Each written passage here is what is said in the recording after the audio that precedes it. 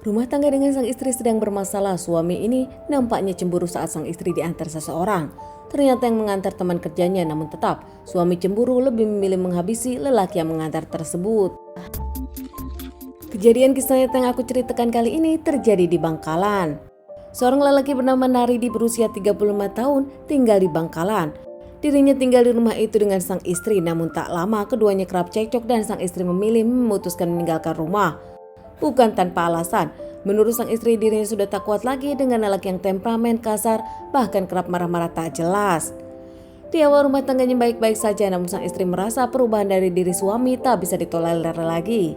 Belum memutuskan bercerai, namun sang istri lebih memilih meninggalkan sang suami dulu untuk introspeksi diri dan keduanya pisah rumah. Menurut para tetangga dan juga keluarga, Naridi dikenal sebagai lelaki yang keras. Dirinya pun kerap bermasalah dengan para tetangga dan selalu punya musuh. Naridi sendiri memang dikenal keras kepala, tak mau kalah hingga dirinya selalu bermasalah. Tak pernah menerima nasihat dari siapapun termasuk dari orang tuanya sendiri. Naridi selalu dengan pemikirannya. Banyak di lingkungan yang tak menyukai Naridi, namun mereka menghormati Naridi karena istri Naridi baik dan juga orang tua Naridi adalah orang terpandang di lingkungan tersebut. Naridi sendiri punya usaha WO dengan sang istri dan salah satu temannya yang menjadi fotografer. Teman yang join dengan dirinya pun bernama Hayyidin berusia 35 tahun yang rumahnya tak jauh dari rumah Naridi. Sudah cukup lama mereka bertiga mengelola wedding organizer ini dan cukup terkenal. Naridi dengan sang istri mengurus semuanya sementara Hayyidin menjadi fotografer dan juga seksi hiburan di tempat WO mereka. Namun belakangan saat dirinya merasa ada masalah dengan sang istri, dirinya kesal karena kerap melihat Hayyidin mengantarkan sang istri pulang. Naridi pun sempat mengingatkan kepada Hayyidin untuk tak mengantarkan sang istri pulang ke rumah yang baru kini. Namun nampaknya seakan Hayyidin tak pernah mendengarkan dan lagi-lagi mengantarkan istri Naridi di belakang Naridi. Hingga akhirnya Naridi pun kesal dan dirinya pun punya dendam kepada Hayyidin. Sementara dari Hayyidin sendiri mengungkapkan kepada para tetangga dirinya mengantarkan istri Naridi bukan tanpa alasan juga karena kasihan seorang wanita pulang malam dan mereka pun menganggap semuanya sudah keluarga. Apalagi mereka berpartner kerja memang sudah cukup lama. Mengingat Nayidi sendiri punya keluarga, punya istri dan anak. Suatu hari kebetulan Nayidi sedang di rumah mertuanya sendiri yang tak jauh dari rumah Naridi. Naridi melihat Nayidi dengan penuh kemarahan hingga akhirnya masuk ke rumah membawa senjata tajam dan tak lama menyusul Nayidi di rumah mertuanya.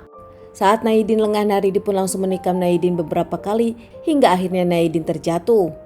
Tanpa memberikan ampun, Naridi pun langsung menikam beberapa kali lagi hingga mengeluarkan cairan merah dan akhirnya Hayyidin pun tak bernyawa. Melihat Hayyidin sudah tak bisa apa-apa, Naridi pun lebih memilih kabur. Sementara para tetangga akhirnya berdatangan dan langsung melihat Hayyidin membawanya ke rumah sakit. Di rumah sakit memang benar Hayyidin sendiri sudah tak bernyawa dan memang mengembuskan napas terakhirnya karena kehilangan cairan berwarna merah. Tak lama dari pihak rumah sakit pun melaporkan kejadian ini kepada pihak kepolisian. Dan pihak kepolisian datang menginterogasi para saksi hingga akhirnya menyebutkan pelakunya adalah Naridi. Jasad Hayyidin sendiri dikembalikan ke keluarga usai dilakukan otopsi untuk pemakaman. Sementara pihak kepolisian melakukan pengejaran kepada Naridi. Melakukan pencarian Naridi lewat interogasi dari keluarga dan juga teman-temannya hingga akhirnya melacak lewat sinyal handphone dari Naridi. Naridi saat itu diamankan pihak kepolisian saat hendak kabur ke Surabaya. Diamankan tanpa perlawanan, akhirnya dikembalikan ke Polres Bangkalan. Naridi pun mengakui kalau dirinya pelakunya, aksinya dilakukan karena cemburu kepada Hayyidin. Diamankan pihak kepolisian hingga akhirnya menjalani beberapa kali persidangan dan divonis 15 tahun penjara. Istri Hayyidin menyebutkan sang suami mengantarkan istri Naridi bukan tanpa alasan, memang karena sama-sama bekerja.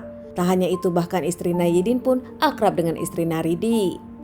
Hayyidin dikenal sebagai lelaki yang tak pernah aneh-aneh, baik bahkan dirinya kerap membantu sesama. Bahkan para tetangga pun tak menyangka apa yang dilakukan Naridi kepada Hayyidin. Sementara sama dengan pernyataan dari istri Naridi yang menyebutkan tak ada hubungan apa-apa dengan Hayyidin, diantarkan beberapa kali karena satu arah dan juga memang teman pekerjaan. Tak menyangka juga suaminya Naridi menghabisi partner teman kerja hanya karena cemburu tanpa alasan. Sementara rumah tangga mereka memang sudah di ujung tanduk karena kelakuan Naridi sendiri. Naridi mengungkapkan dirinya tak ingin bercerai dengan sang istri. Permasalahan rumah tangganya membuat dirinya yakin kalau sang istri adalah laki lain dan menyangka lelaki tersebut adalah Hayyidin. Meskipun tak pernah terbukti dan itu hanya tebakan-tebakan dari Hayyidin yang memang tak ada buktinya. Kini Naridi hanya bisa menyesal, meminta maaf kepada keluarga dan menjalani hukuman yang ada, serta dirinya menyebutkan dirinya meminta maaf kepada keluarga Hayyidin. Teman-teman, sekian dulu bahasan kasus yang aku bawakan kali ini.